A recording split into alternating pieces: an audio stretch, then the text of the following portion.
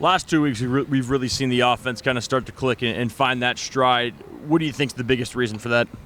Just an execution piece. I feel like in both quarterbacks, a whole offensive unit, we've just been able to play together a lot.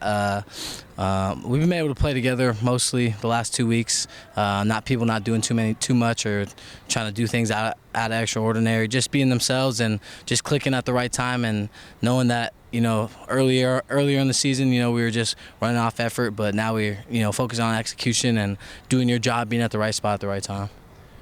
From your eyes as a former quarterback, what have you seen from Cam through 4 weeks and how he's maybe grown from that Idaho game to what he was doing last week, throwing for almost 400 yards? Definitely a comfortability standpoint. You can tell he's getting really comfortable back there in that pocket, and also knowing where his guys are and where we're going to be at the moment of when he scrambles, or knowing where to get the ball out. And I think he's done a great job of just being a point guard and knowing that he doesn't have to do anything special. He just got to get to the balls with the playmakers in space, and we'll do all the work for him. And I think I've really seen a progression from him lately, just from a leadership standpoint, getting guys lined up, getting guys, get the tempo rolling, showing guys how he wants this route ran, and telling us where we need to be, especially in a certain situation. But his situational awareness has really progressed over the past weeks, and has allowed us to alleviate some things on the offense and play a little bit smoother. All right, going into week 4, right? No, week 5. Sorry. Yep. First 3 weeks, 3-0. Last loss against Oregon. Best start since 2019. How do you feel you guys stand, not only in the Pac-12 but in the NCAA overall? Yeah, we're a really good team, and I think we've shown that over the course of 4 weeks.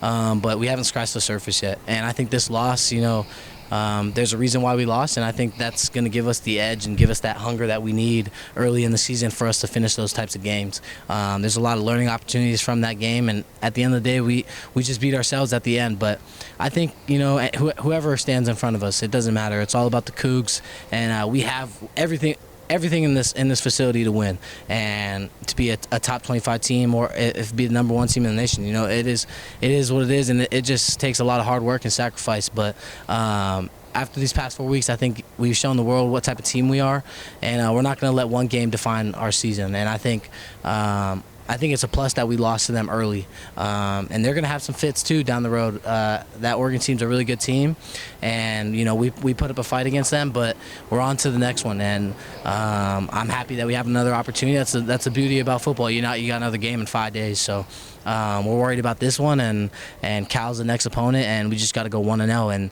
and things will fall into the right spot at the right time at the end of the season if we just continue to handle our own business. Okay. Answer my question. Yes. What have you seen so far from Cal on film, and just what they do defensively? Just a traditional team, cover 3 man. They're going to come down and press. They're going to rely on their secondary. Just a really sound team. They had a really good, put up a lot of points against Arizona. And Cal's always a team that you can't overlook. And I don't think you can look at anyone in the pack. It can go either way, but it just comes down to what we do. What we do on the field, not letting the crowd be the energy. We are the energy on the field, and playing 60 minutes of football, not 55, not 59 minutes, playing a full game and being full tilt and playing for one another. And I think that's the difference in between our team and a lot of teams around the nation, is that we have a really connected team.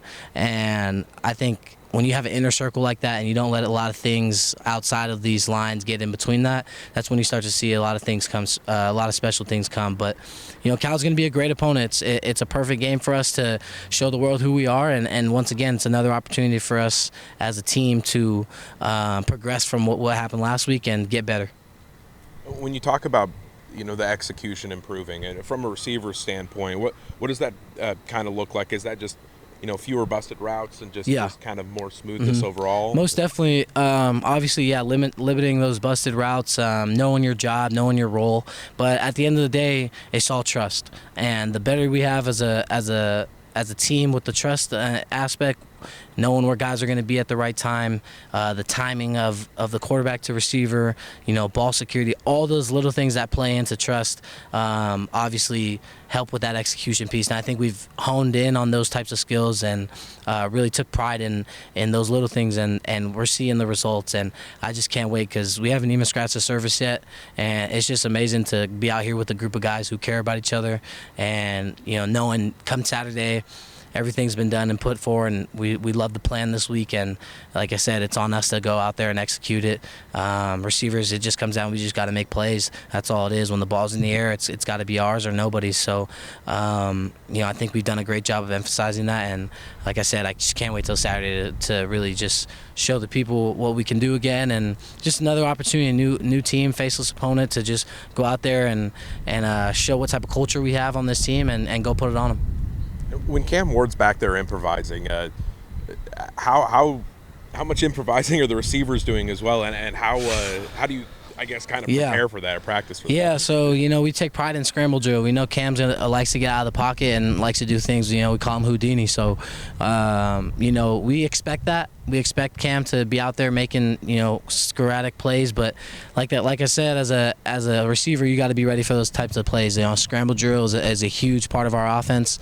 That's where you see those big explosive plays, and like I said, those are grinders, man. Those are really grinders. Like, we look at the catapult reports, and you can really tell when we're running a long time and how many numbers are boosted off of those scramble drills. But just being able to get in his vision and know when he's going to scramble and know where he likes to set up and throw it, or where his eyes are going to be, and that's all that trust level, that trust aspect of the game. So I think we've done a great job of being there, especially Don. He likes to find Don over there in the middle. He's a big target, but we've all done a great job of knowing his skill set and knowing when he's going to get out of the pocket.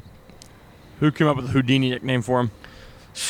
I guess it's just thrown around, but Coach Filani always says that. He always say, "Oh, there goes Houdini again." So, he's always gonna try to keep the play alive no matter what, and that's what I like about Cam. He's not satisfied with just throwing the ball away. He's gonna try to make something shake before he throws the ball away. See if we can steal a possession or steal it down. So that's what I love. That grit, that fight. He's not a guy who's just gonna get out of bounds and stop the clock. He's gonna try to keep the game in play and run that clock out and try to get some yards. And I love that about a quarterback, because it opens up opportunities for a receiver.